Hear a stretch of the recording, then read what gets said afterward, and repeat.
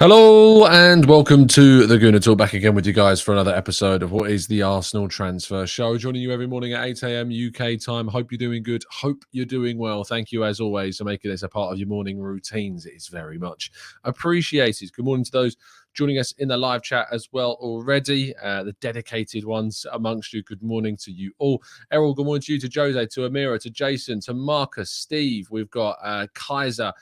We've got KW3, Ray, Rich, Marcus, Gooner, Jake, Matt, Martin Harvey. We've got Dave. We've got Trevor, A1, Vlad. Plenty more of you guys as well. Thank you as always for tuning in.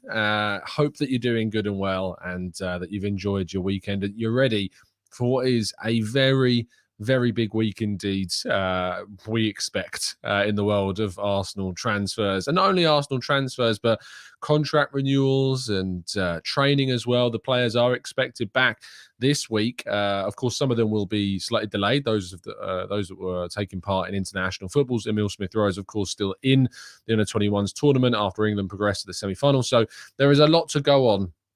There is a lot to see this week, and see who comes back, see the status of the likes of Tomiyasu. Is he training? Is Saliba training? Contract of Saliba, all of that stuff. You know, hopefully this week we're going to get some big updates. So fingers crossed that turns out to be the case, because we could really do with some more announcements. So let's wait and see. Let's jump then into our stories. First of all, on this day, 22 years ago, Arsenal confirmed the signing of Sol Campbell from Tottenham Hotspur on a free transfer, one of the biggest deals and most shock and surprise transfers in Premier League history. And 22 years later, who knows? Maybe this week, maybe today. I'd love to see it happen. I don't think it will, but maybe today we see Arsenal sign another England international, a player that could eclipse the transfer of Sol Campbell in that sense. Going to be very difficult indeed, but another London switch for Declan Rice. We'll wait and see if that indeed does turn out to be a transfer this week, 22 years on from Sol Campbell's move. So let's wait and see.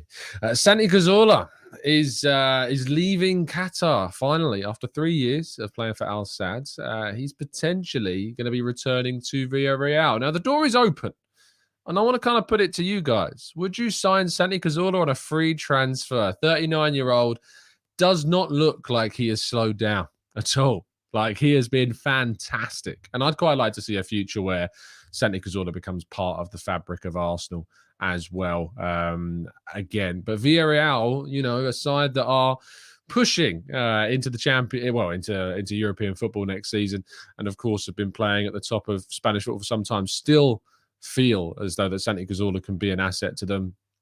If it was between Santi and El Neni, let's put it that way, I'd love to see Santi coming in. Purely, of course, for depth and nothing more, but just as I feel as though he never got to say properly goodbye to the club. But I'd love to see him back at the club one day, probably in a coaching capacity more so than a player capacity. But Santi Cazorla, would be great to see him back at Arsenal, wouldn't it? Miguel Azeez is said to be wanted by Barca B. Of course, Azeez's future at Arsenal remains very uncertain. He's really failed so far to fulfill the potential that so many felt that he had.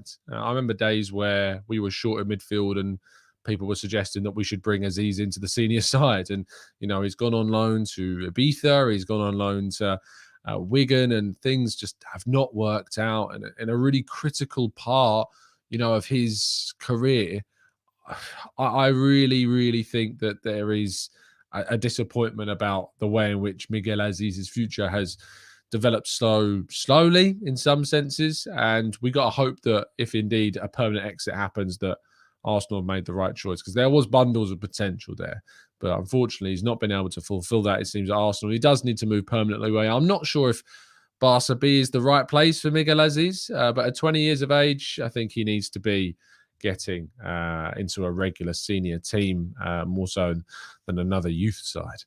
Now, Jurrien Timber, according to Florian Plettenberg, is expected to make his move to Arsenal this week. An announcement on his transfer is imminent. Who knows? Will we see an announcement the next day or two or three? Let's wait and see. But if a deal can move as quickly as Szoboszlai did for Liverpool, surely Arsenal, after agreeing a deal for Jurrien Timber, can get this deal over the line very soon indeed. We are awaiting this one to get done. Massive, massive transfer for Arsenal. I've continued to say to you guys, do not let this one go under the radar. Do not let it get swallowed up in all of the chaos of Declan Rice and Kai Havertz. Jurrien Timber to Arsenal is what is going to be, for me, one of the signings of the summer. A brilliant, brilliant piece of news. And fingers crossed we can see Timber in an Arsenal shirt in pre-season and in that tour to Germany very soon indeed. Fabrizio Romano providing the breaking story that Arsenal are now very close. is the quote now? Very close as a new week dawns for a major announcement for Declan Rice. Final details are being ticked off in the negotiations between Arsenal and West Ham about how the payment structure will take place. It was always expected that Monday, we kind of felt that Monday, today, was going to be a big key day in the Rice saga. Could it end today? Let's see if it does. But it was more than close last week. It's now very close now. I don't know how much closer we can get to done. I don't know what the synonym for very close can be before you get to completed. Uberly close, massively close. I don't know how massively close works. It's like the distance between close and done becomes so incrementally small that it becomes imperceivable to the naked eye. Maybe that's kind of the way that we're going. I think inches away maybe is too far. Millimeters, nanometers away from being done. Maybe that's kind of the terminology that we'll see. I mean, it's a really bit good of insight here from Boss that he's in London. I mean, he played for another London club, so it's very close. Get your best superlatives for how close the Declan Rice deal is in the chat box. John Daly said the rice is boiling. It's just not ready to eat yet. It's like we're so close to getting it perfect. Let's see if this deal can get more than close this week. And our headline story of the day is, of course, that Liverpool are pushing to sign Romeo Lavia, and a bid is supposedly, according to Ben Jacobs, is being prepared for the Belgian international. Arsenal remain interested in the player, but the Romeo Lavia deal did very much seem to be linked to whether or not Partey was going to go. And at the moment, that Partey exit has not really progressed beyond suggestions of links to Juventus, to Saudi Arabia. It's not progressed. There's been no change. I don't expect there to be a change in that for a while. And that delay in any chance of seeing Partey leave has clearly opened the door for other sides. And there have been other sides interested in Romeo Lavia for quite some time. And Liverpool seemingly are pushing ahead. They've said to have overtaken Chelsea in any kind of advanced negotiations.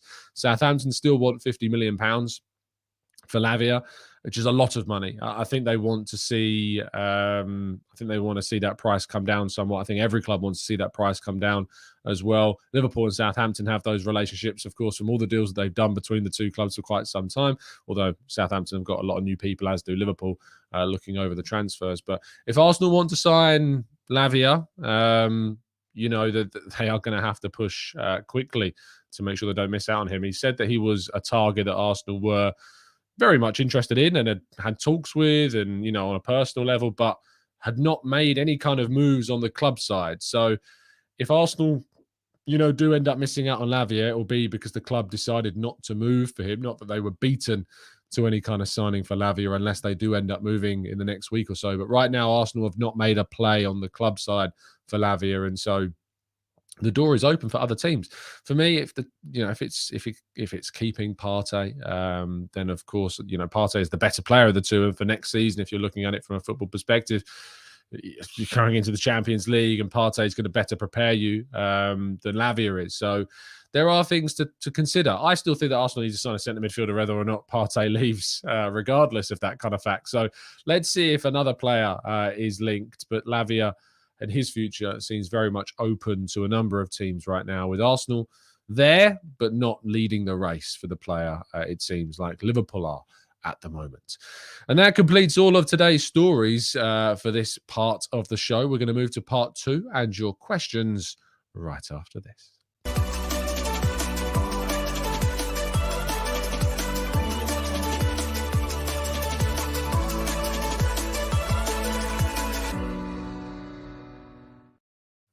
Thank you to everybody that's continued to donate to our fundraiser. We're now over £800 as well. We're closing in our £1,000 target. Matt Pinto, Faye, Grace, Hugo, Jamil. We've got Owen, Ed, John, Paul. Plenty more of you guys. Stephen, Penny Ween, Wes, Big Kev, Dom, and more. Thank you so much for donations in the last couple of days or so over the weekend. I'm hoping now to get on the phone to Macmillan to talk to them about how we can make this accessible for people that live outside of the UK if they would like to support the cause. But we're closing in on that on the 31st of July. Me and 3 friends will be undertaking the 72-hole golf challenge. Just for perspective, it takes around 3 to 4 hours to play 18 holes, so it gives you kind of an idea of how long of a day we're in for and how much of a challenge this is going to be. But it's all in a good memory of our friend Vinny Eagle, so hopefully we can reach our target of £1,000. That'd be brilliant if we could. Right, let's jump into the chat box and go through some of your questions. Matthew says, Tom, with the arrival of Timber, do you worry for Ben White, or do you see a way Arteta implements both of them into a new formation? I have no sympathy for any player when we sign someone. No sympathy at all. Why should I have sympathy? You know, I have no reason to have any sympathy for any player if we're signing someone, because the idea is that you bring competition.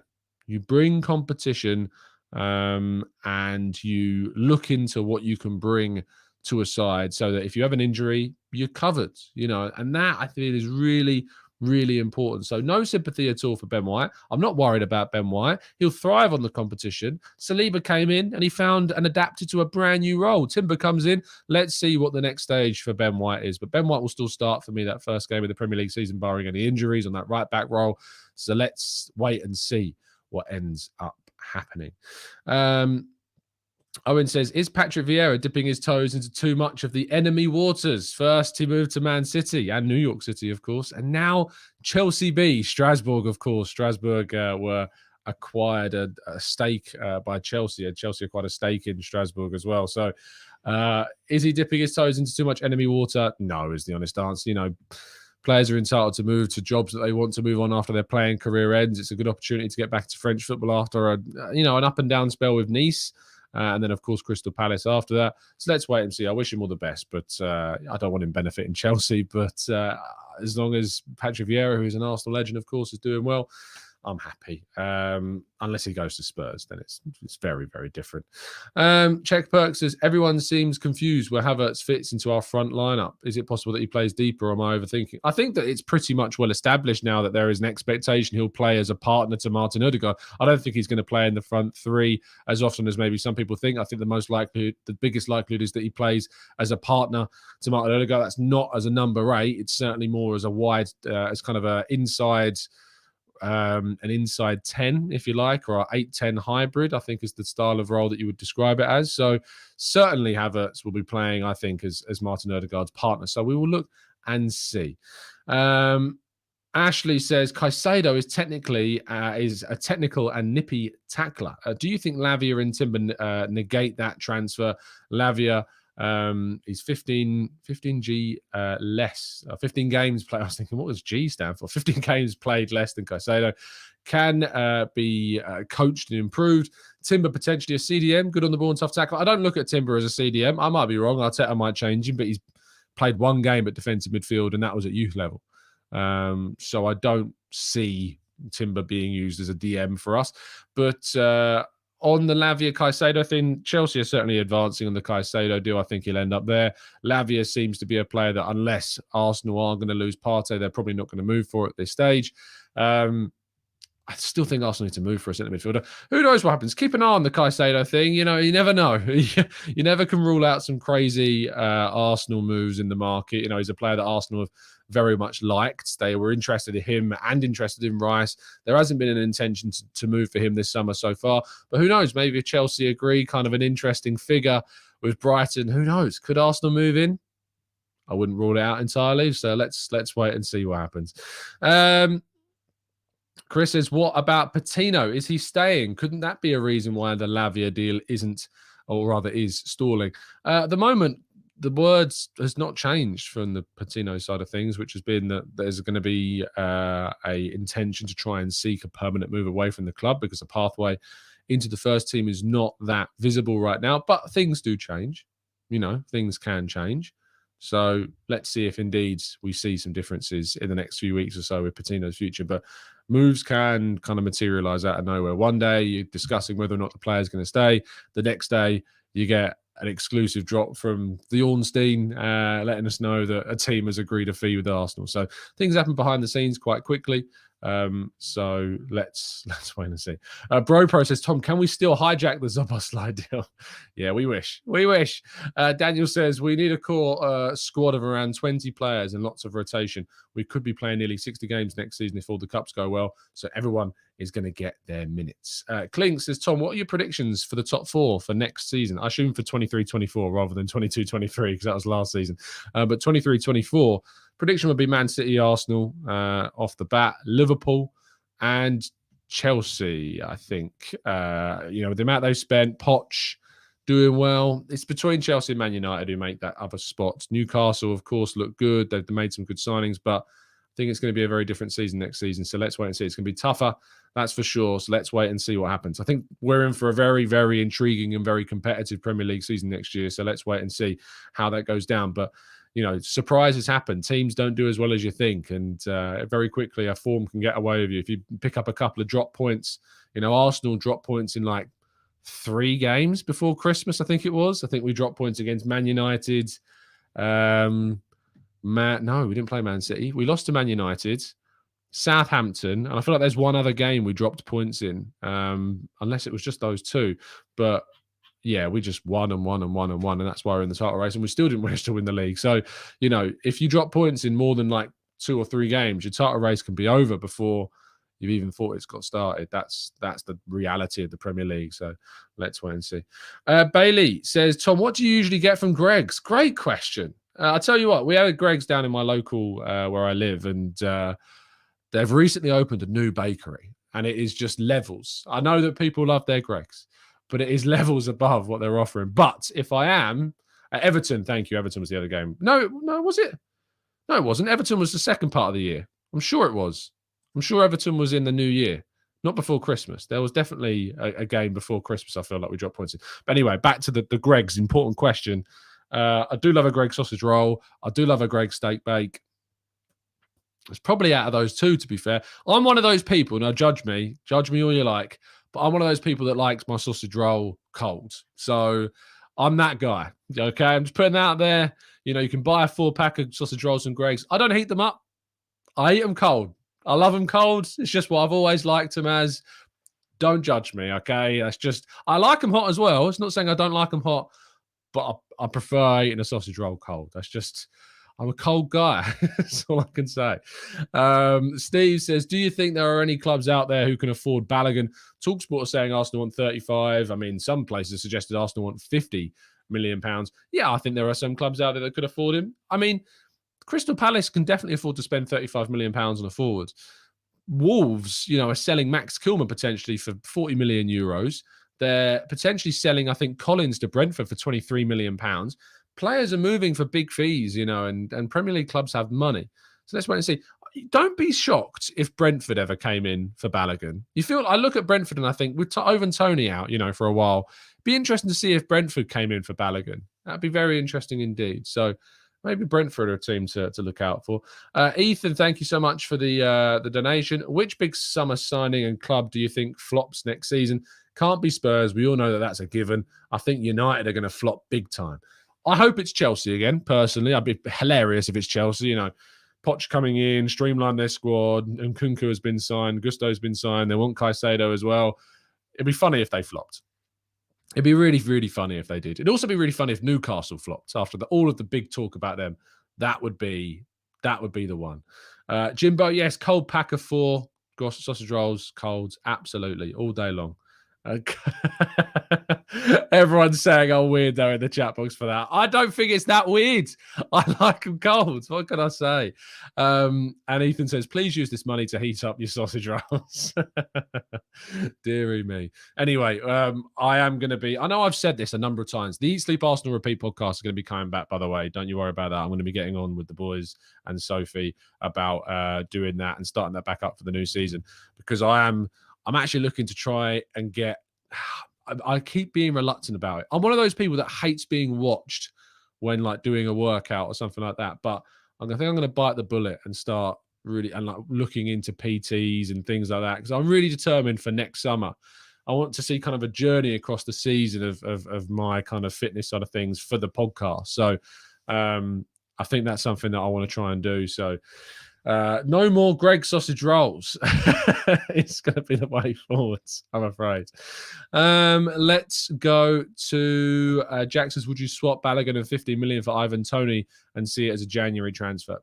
Probably not. No, I'm not the biggest fan of Ivan Toney, to be honest. I'm not a big fan of kind of the attitude of the player when he said things that he said about Brentford. I'm not a big fan of that personally. So I've never been that keen on Ivan Toney. Eamon says, morning, Tom. If Xhaka is to leave, who would fill his role in the leadership group and his unofficial role of the protector of the younger members of the squad? Declan Rice, Eamon. Declan Rice is coming in as a real leader.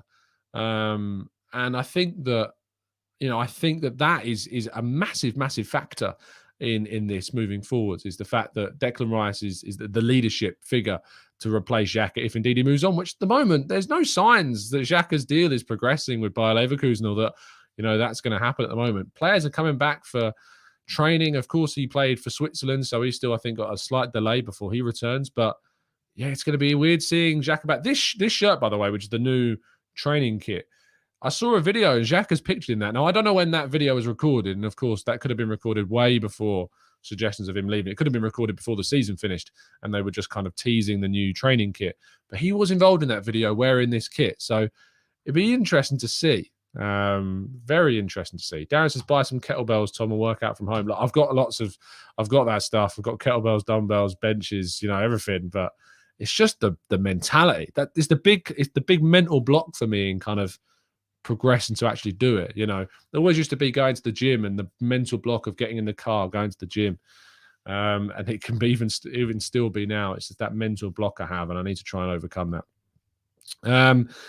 Let's go to Ian says, I guess Rice's transfer is infinitesimally small. Yeah. Close to being done. One cannot get any closer than that. Theoretically impossible. Maybe. Depends on what kind of infinity we're talking about. Again, keep coming up with your superlatives for how close the Rice deal is. I think we're going to have to give some of our journo friends a bit of a tip with some of the terminology and adjectives we can use. And Simos says, Tom, without the use of I trust Arteta, cop out, who would you have wanted between Havertz and Szoboszlai with the prices they came in for the 8 role? Neither are an 8 role, by the way, just to give you a heads up on that. Neither are 8s. So that's not a role that they're going to play. For me, the Szoboszlai's pathway into the Arsenal team is not as clear as Havertz. Havertz, for me, having played in that hybrid 8-10 role for Bayer Leverkusen when he partnered Julian Brandt, that really saw him excel to the level of which he was coveted across the world. And I think that if we can unlock that again in Havertz, I think that is the route that we might see him play. Szoboszlai is a wide 10, and I just don't think that we have the space. They're very different players. They play different roles, different systems. And I think that arguably Liverpool are going to have to make some tweaks and changes to their team, or they're going to have to adapt Szoboszlai to play a different style of role to fit him in the team.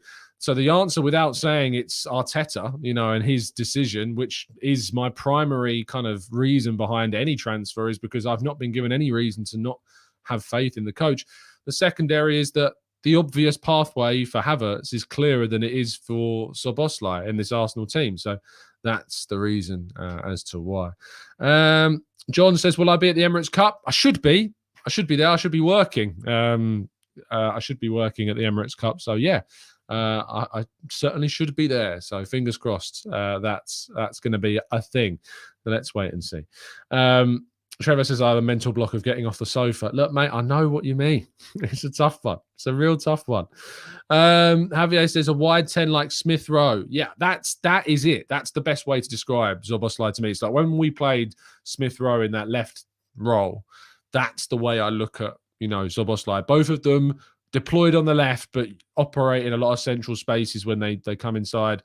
That is Szoboszlai. Whereas Havertz is not Smith Rowe. There's a lot of difference between Smith Rowe and Havertz. So I think we're going to see a different style of of operator with Havertz coming in. So I'm looking forward to that. He offers us so much difference and variation, Havertz. So again, another big reason why I chose and would choose Havertz to come in at the moment. And on top of the fact that I believe in Arteta to get the best from him. Iwani says, Tom, what do you think of the new offside rule from Arsenal and FIFA? Let's have a quick look at that. Offside rule, Wenger. Let's have a look. Offside rule could change, is the headline. Offside rule could face another major change as FIFA consider Arsene Wenger's idea. FIFA are close to introducing another major new change to the offside rule. Apparently, the proposal for the altercation was put forward by Arsene Wenger. He wants to adapt the rule yet again. At the moment, a player is offside when they are in the opponent's half and when the ball is played. Any part of the body is closer to the opponent's goal line than both the ball and the second last opponents. One of those two opponents is almost always the goalkeeper. So usually if either the ball or one outfield player opponent is not between the ball, yes, that's how I understand. However, FIFA are set to tweak the offside law.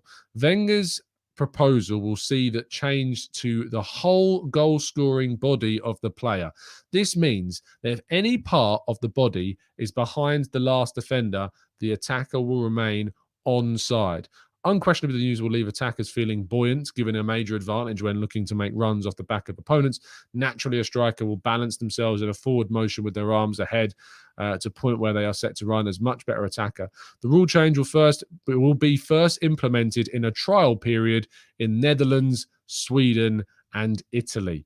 So this is an interesting one. Good question, Iwani. So basically, if there is daylight between the defender and the forwards, or the second to last player and the opposition player, that's when it's offside. So it's basically the daylight rule is being implemented. I like this. I like this rule. What I think that it will encourage, however, and I agree with AJMO4, who says this is going to kill the high line tactic. This is so true. Teams are going to sit back and defend deeper to try and counteract this. Will it have a negative impact on football? Will it cause teams to be more defensive? Maybe. I kind of like it in essence. I like it on paper. I like the idea of it not being kind of a toenail offside, and that now if there is a gap between the two players, that's going to think. The problem that we have now, is the whole where it is, on the arms type of thing. So say if you've got your arm, if you're in a running motion, let's put it that, and your arm is behind you, I should do it this way. If your arm is behind you like this, but your arm can't be deemed offside or keep you onside, that could create a problem in terms of where they judge on the line. I think it needs more cameras. So, because determining daylight is an issue. Because if you think about, sometimes they do the lines, don't they, where they mark it on players. That's going to be trickier if it's a daylight rule to do that. So you're going to need more cameras and potentially kind of the moving of cameras as well to kind of judge it. So very, very difficult. So yeah, I know that you'll still have the daylight, Keith. I know what you're saying, but my argument is that it's where on the arm, because if the arm is outstretched at the moment, it's the sleeve. So this here is said to be the cutoff point, but it could be difficult to judge that. So let's wait and see. But I think that the offside rule has been something that has always caused a lot of controversy. And so is obviously, if we can find a way of making it better, sure. But it could change the game significantly, really significantly. So yeah, let's wait and see. Let's wait and see what ends up happening. But it's a really good question. Thanks for bringing that up, because I hadn't actually seen that. So yeah, it's certainly good to be caught up on things. That's why I rely on you guys in the chat box to keep me clued in at times. Masibulele says, hey, Tom, assuming we sign Havertz, Rice, Timber with Partey and Xhaka staying, what's your starting 11? By the way, if that happens, we don't need to sign another midfielder. If Partey and Xhaka are staying, we're fine, and that's fine. I'm happy with that. If you add Rice to Partey and Xhaka, buzzing. I'm buzzing with that. You think about those two took us to a title race, very close to getting in. Then you're adding Declan Rice into things. You don't need to change anything. That'd be wonderful. And you're adding Havertz, the potential midfield 3 as well. What's my starting 11 if that happens? Good question, because, right, if we face Man City for a title decider, it's a good question, actually. I would play Rice and Partey together. to give you more midfield combatants, if that makes sense, with Ødegaard being at the kind of more of a 10 role. Havertz probably wouldn't start in that sense then. And then you go Jesus. You go Jays. It's interesting, actually, because what you could do is you could play Jesus and Havertz together in kind of a front two, and then move Saka and Martinelli into sides and play something of 4-4-2. Yes, that would mean Ødegaard misses out, which I know people might go, what are you talking about? But Havertz is really good off the ball. Really good off the ball, really good at pressing, and so is Jesus. So what you could have is you could have Jesus and Havertz as kind of a pair, and then you could have Saka and Martinelli in the wide areas and Rice and Partey in the middle. And then you'd have like Jesus and Havertz kind of working together to press the back line. And, you know, that might be the better, because even though Ødegaard's really good at pressing, he can't play kind of that second striker role, if you like, that Havertz can. So maybe that's something to consider. If not, maybe Partey, Ødegaard, and, you know, Rice is the midfield three, and you go with Jesus, Saka, and Martinelli as the front three. And I think in the defensive areas, I'd probably not go with Zinchenko in that case, because you've got Partey and Rice. You've got kind of those two deeper midfielders together anyway. I'd probably go with a Tomiyasu at left back, or a Kivior at left back instead. And then I know some people will say Tierney, but I still think you could use like the centre-back options that we see City use. You've got Ben White, you've got Saliba, Gabriel, and then one of Tommy or Kivior maybe at left back. So I think what's great is that we've got all of these options, you know, and that's great, is that we are going to be able to see Arteta choose and decide and come to a conclusion about what he wants to see and what he wants to use. So, yeah. And some people go, how can you not start Ødegaard? Well, you know, some games might require certain lineups. You know, people might have said to Pep, how can you not start Mahrez in this game? How can you not start Bernardo Silva in this game? How can you not start Kyle Walker in this game? You know, those types of questions were being asked. And these are top players. So, yeah, you might say to me, how can you not start Martin Ødegaard? But if the game doesn't require it, and if you want to go with something different, that's fine. That's the point of bringing in competition. You know, that's the point of bringing in players that can battle and compete with players like Ødegaard and, you know, change you and give you different options. So don't come at me, you know, like, and say, how can you not start Ødegaard? Because, you know, you're talking to Ødegaard's number one fan right here. You know, he's on the back of the best Arsenal shirt ever made, which was last season's away kit for me. And I wouldn't probably put anyone else right now in the squad on that shirt. But if the game suits a different option, use a different option. You know, that's the benefit of having these signings come in, and it's great. I always feel like, and we started off the show, I think, I can't remember who asked the question now. We started off the show with someone asking, what happens to Ben White now we've signed Timber? And we need to get out of this mindset. You know, this is the mindset we need to leave. It's not, what about this guy if we're going to sign him? What about him if we sign him? You know, no. Now it's going to be about competition. Now it's about, we've signed this guy. Let's wait and see how we use him in combination with, instead of in partnership with somebody else. That's the excitement. That's the excitement of where we're at. Reese says Arsenal's new away kit is the best kit, Tom. Now, Reese, you know, I've seen some sarcasm down the years, but that takes the sausage roll. That takes the biscuit, because the Arsenal away kit for this season, quite frankly, is the worst kit. To go from the black kit of last season to the monstrosity that is the away kit for this season, I'm sorry, but I'm just not happy about it. Will I get it? Probably, because I'm obsessed with buying Arsenal stuff. But maybe it's like one of those, you know, when you watch a program and it's so bad that you can't stop watching it. There was a program recently that was like that. I can't remember what it is now. Clearly, it was really good, because I can't remember what it's called. But you end up watching something that's so bad that it's good. It's kind of like Love Island. But I would be very surprised if the away kit grows on me. I just can't see it happening. It's I see you guys are agreeing with me with the Love Island comparison. The away kit is the Love Island of kits. That's what it is. So bad that it might turn out to be okay. I just need to see it on Declan Rice. Once I've seen it on Declan Rice, I might be completely bowled over by it. Who knows? We'll have to wait and see. But yeah, it's going to be very, very, very interesting indeed seeing that kit used. I just can't see it being a benefit to us. And if we have a really bad record in that shirt, I'm going to be banging on the Adidas headquarters, asking them to make major changes mid-season. You know, think about the pink kit we had last season. We used that in like 2 games. It was never seen again. I think the women's and the youth teams used it sometimes, but I never saw the men's team use it. Ever since kind of like the Bournemouth game, the away Bournemouth game. I think we used it in the Crystal Palace away game in the first game of the season. And then we just never saw it again. It just never was used. I'm hoping that happens again. I'm hoping that happens again with the away kit for this season, that we just use the green kit. I quite like the green kit. So I'm looking forward to seeing that one. But yeah, let's see. Anyway, we're going to wrap things up there. I'm hoping to bring you a show this afternoon, maybe. What I will be on is I will be on the hybrid squad tonight. It's every fortnight on the hybrid squad, so I'm looking forward to that. And as I say, I've got some really cool guests coming for you this week. I'm looking forward to speaking to some good friends, some colleagues, and yeah, some exciting content to come this week as well.